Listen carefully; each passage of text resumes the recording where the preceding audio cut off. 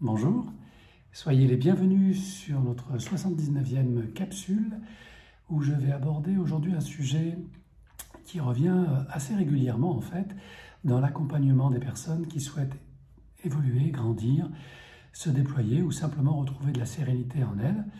Cette capsule va traiter de l'évolution versus involution. Donc clairement, lorsque l'on s'engage sur un chemin spirituel de développement personnel, on attend bien sûr des bénéfices de ce travail, de cet engagement. Alors on va travailler pendant de longs mois, de longues années sur nos blessures, nos croyances, nos valeurs. On va apprendre à remettre tout ça en question, à dépasser nos doutes, notre culpabilité intrinsèque et à essayer de sortir un peu de cette zone de confort où nous a installé notre éducation, la société en général et nous-mêmes, puisque finalement il est très confortable de se soumettre parfois, d'obéir, ou simplement de suivre, je dirais, les grands axes qui nous sont proposés. Bien sûr, pour notre bien, pour nous protéger, et bien souvent cela fonctionne. Il arrive néanmoins qu'à un certain moment de la vie, suite à un accident, un divorce, une perte d'emploi ou une maladie grave, on prenne conscience, ou de la perte d'un être cher, on prenne conscience que notre vie n'est pas exactement celle que l'on souhaite. En fait, que nous avons répondu docilement aux attentes des autres et que nous avons vécu à l'extérieur de nous-mêmes. Dans ce cadre-là, notre évolution semble s'arrêter, voire être stoppée par cet événement traumatique. Alors, même si on a beaucoup travaillé sur soi et beaucoup réglé de ces conflits intérieurs et extérieurs, ce mur du mi-temps de vie ou du choc que l'on a subi remet en question ce que l'on pensait être la vérité, notre réalité et peut-être même notre chemin de vie. Notre existence perd tout d'un coup tout son sens ou une bonne partie de son sens. Que se passe-t-il à ce moment-là? Eh bien, c'est le moment où nous allons entrer dans un processus d'involution. Les gens que j'accompagne, hommes et femmes, ou enfants et adolescents, ont ce moment qui s'inscrit en eux sur leur chemin de développement, et c'est le moment le plus terrible. C'est le moment où le doute revient, et où la personne se demande pourquoi elle a fait autant d'efforts durant tellement d'années pour finalement revenir au point de départ.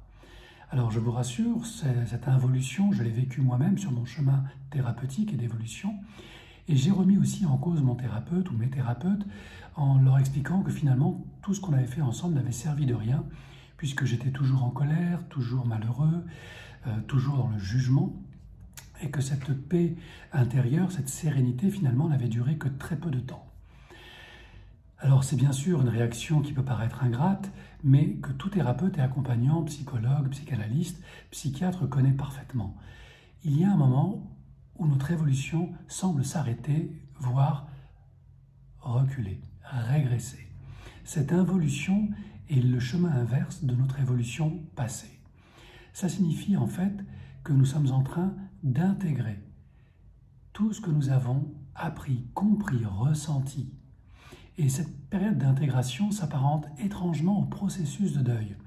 Nous allons devoir dépasser le choc, dépasser le déni, dépasser la tristesse, la colère, passer bien sûr le marchandage, arriver à l'acceptation et enfin intégrer cette expérience extraordinaire qui fait de nous des êtres beaucoup plus matures, beaucoup plus réfléchis, qui sont capables de lâcher prise et de prendre du recul.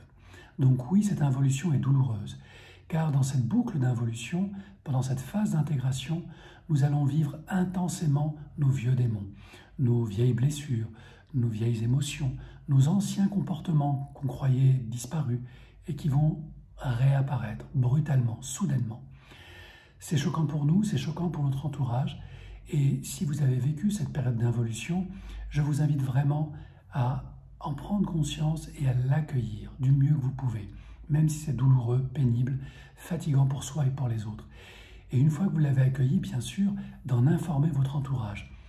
Je travaille sur mon évolution personnelle et spirituelle, je vais connaître des boucles d'involution, je vis en ce moment une boucle d'involution, je suis ingrat, agressif, je suis rejetant, mais ce n'est pas pour autant que j'ai régressé.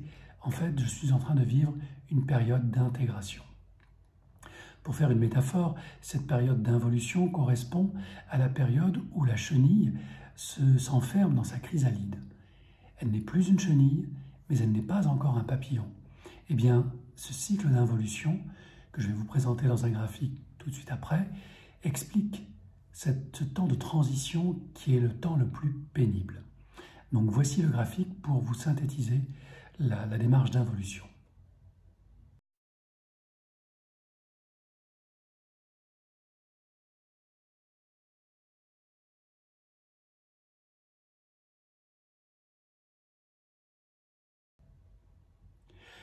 Comme vous avez pu le constater sur ce graphique, il y a de nombreuses boucles d'involution sur notre chemin d'évolution. Chaque boucle d'évolution est un moment intense, souffrant, douloureux, émouvant. Mais comme vous avez pu le constater, ces boucles diminuent avec le temps. Bien sûr, même si cette boucle durait un mois lors du premier entretien d'évolution et qu'elle ne dure plus qu'une minute, 10 ans après, sachez que cette minute concentre autant d'émotionnel que ces un mois d'involution. La chance que nous avons et que vous avez maintenant, c'est que vous êtes conscient de cette boucle d'involution. Et d'autant plus conscient que vous savez qu'elle concentre toutes ces énergies d'apprentissage et de maturation qui vont justement vous permettre de rebondir et d'évoluer et d'aller encore plus loin. Donc la bonne nouvelle, c'est qu'à chaque boucle d'involution, vous concentrez un ressort énergétique et vibratoire puissant qui va vous emmener dans une autre fréquence. Et dans cette autre fréquence vibratoire de maturation et de maturité, vous allez comprendre, découvrir de nouvelles choses sur vous-même et sur les autres. Et il y a fort à parier que vos rencontres changent, que votre environnement change, que vos croyances évoluent, et bien évidemment que vos talents se déploient. Tout ça nourrit le pic de votre chemin de vie, votre quête de sens. Il n'y a pas d'évolution sans involution. Accueillez l'un et l'autre avec équanimité, c'est-à-dire de manière égale si vous le pouvez. Si vous ne le pouvez pas, ça n'est pas bien important. Ce qui est important, c'est juste de vivre les choses et de remercier une fois que vous êtes sorti de cette boucle d'involution, car vous avez grandi, progressé. Vous êtes une meilleure personne pour vous-même et donc pour les autres. Donc à chaque fois que la tristesse entre dans votre cœur, que le doute vous assaille, c'est une très bonne nouvelle. C'est un moment de repli. C'est un moment de concentration de soi. Pour enfin, lorsque le moment est venu, sortir de la chrysalide de l'involution. Et quel beau papillon vous ferez à ce moment-là. Que de belles couleurs vous aborderez sur vos ailes magnifiques. Donc, soyez courageuses et courageux. Bien sûr, travailler sur soi est un moment difficile qui se répète souvent. Mais les bonheurs sont égales à ce moment de perte de confiance.